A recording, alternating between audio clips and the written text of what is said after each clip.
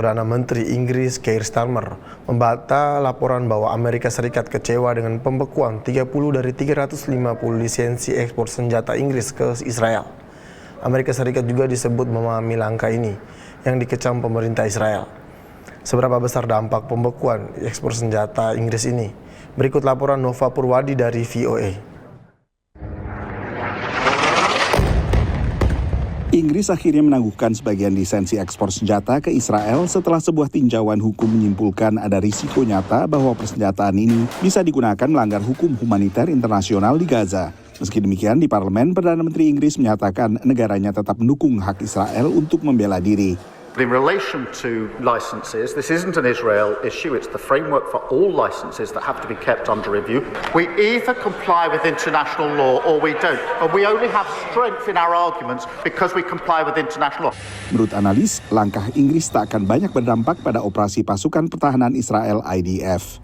Most of Israeli weapons and ammunition come actually from the United States and Germany. It's amount to nearly 99% of the arms supplied to Israel.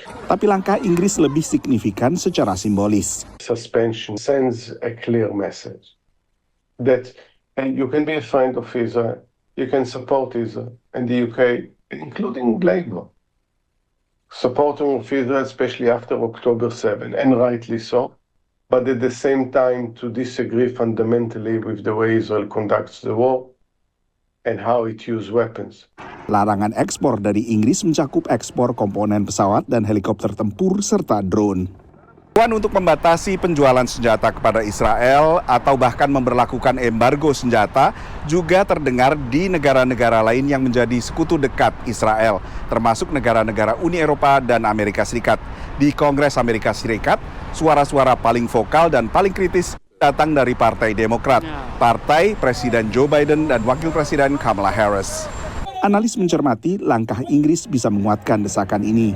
It kind of shows that for the very first time that a very close partner and ally of Israel doesn't trust the Israeli government when they're saying that they are complying with the laws of armed conflict. Other European countries might want to now revisit their arms export licenses. Pada saat yang sama, Perdana Menteri Israel Benjamin Netanyahu juga menghadapi meningkatnya penolakan domestik karena berlanjutnya perang di Gaza dan masih banyaknya sandera yang ditahan Hamas. Moving against the Netanyahu government is now seen less and less so as moving against Israel as a whole or the Israeli public. Israel membantah telah melanggar hukum internasional dalam serangan balasannya ke Gaza dan hanya mengarahkan serangan kepada kelompok Hamas selaku serangan 7 Oktober yang menewaskan 1.200 orang. Hamas dituduh bersembunyi di sekolah, rumah sakit, dan menggunakan warga sipil sebagai tameng hidup. Sementara kritikus terhadap perang menyoroti banyaknya warga sipil yang menjadi korban, yang menurut Kementerian Kesehatan Gaza yang dikelola Hamas telah melampaui 40.000 orang. Dari Washington DC, Nova Purwadi dan tim VOA.